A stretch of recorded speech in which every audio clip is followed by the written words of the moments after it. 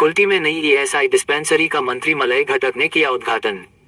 पश्चिम बंगाल के पश्चिम बर्धमान जिले के कुल्टी विधानसभा क्षेत्र के सीतारामपुर में employ state insurance ESI scheme के तहत एक नई डिस्पेंसरी का उद्घाटन किया गया।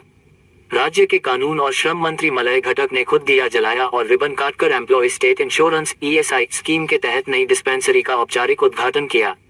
ये डिस्पेंसरी सीतारामपुर में सब बॉयलर ऑफिस बिल्डिंग को रेनोवेट करके बनाई गई है, जो लंबे समय से बंद थी। पश्चिम बंगाल श्रम विभाग की इस पहल से कुल्टी, सीतारामपुर, नियामतपुर, दिशेरगढ़ और आसपास के इलाकों के हजारों ईएसआई कार्ड होल्डर मजदूरों और उनके परिवार के सदस्यों को आसनसोल या दूसरी जगहों पर जाए बिना अपने ही इलाके में इलाज, दवाइयां और एक्सपर्ट मेडिकल सलाह मिलेगी। उद्घाटन समारोह में राज्य मंत्री मलय घटक, नगर निगम के प्रतिनिधि, श्रम विभाग के अधिकारी, इसी अधिकारी और स्थानीय गणमान्य लोग शामिल हुए। मंत्री मलय घटक ने कहा, मजदूरों की सेहत राज्य सरकार की प्राथमिकताओं में से एक है।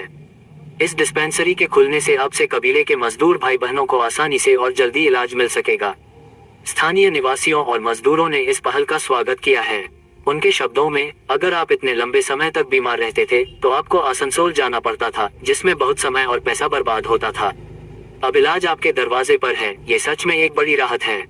আমাদের অলরেডি এখানে একটা ডিসপেন্সারি ছিল, আমাদের সেটা টাই আপ ডিসপেন্সারি, মানে বেসরকারি সংস্থাকে দেওয়া ছিল, কিন্তু সেই সংস্থার সঙ্গে যে পরিষেবার ব্যাপারটা থাকে জড়িয়ে, সেই পরিষেবাটা অতটা উন্নত মানের ছিল না। অনেক সময় বঞ্চিত হতো পরিষেবা পেতে।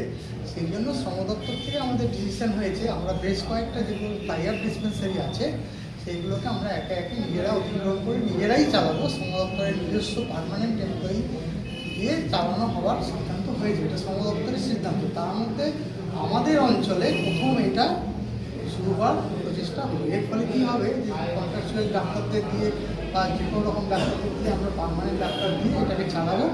এতে আমাদের পরিষেবার অনেক ভালো সুযোগ পাবে এবং অনেক অভিযোগ আমাদের কাছে আগে আসতো যে আমরা সুযোগ সুবিধা পাচ্ছি না। সেই সুযোগ সুবিধাগুলো পেলে আমাদের চিকিৎসা পরিষেবা অনেক উন্নত হবে এবং আইপিরাও স্বচ্ছন্দে নিজেদের চিকিৎসা ব্যবস্থা চিকিৎসা করাতে পারবে, তার পরিবাররা চিকিৎসা করাতে পারবে।